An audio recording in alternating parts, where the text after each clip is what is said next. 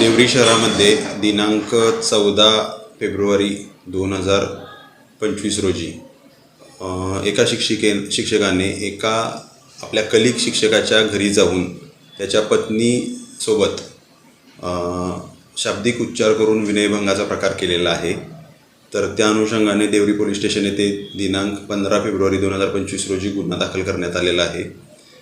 सदर आरोपीस आपण ताब्यात घेऊन त्याला विचारपूस केली असता त्याला आपण सूचनापत्र देऊन योग्य ती कारवाई पुढची केलेली आहे।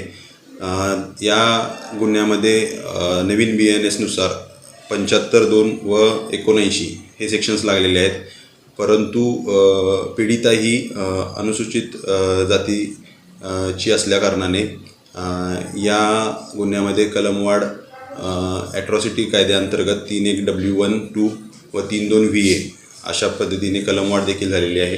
ॲट्रॉसिटी कायद्याअंतर्गत कलमवाढ झालेली असल्याकारणाने सदरील तपास हा माझ्याकडे HDPO या नात्याने आलेला आहे।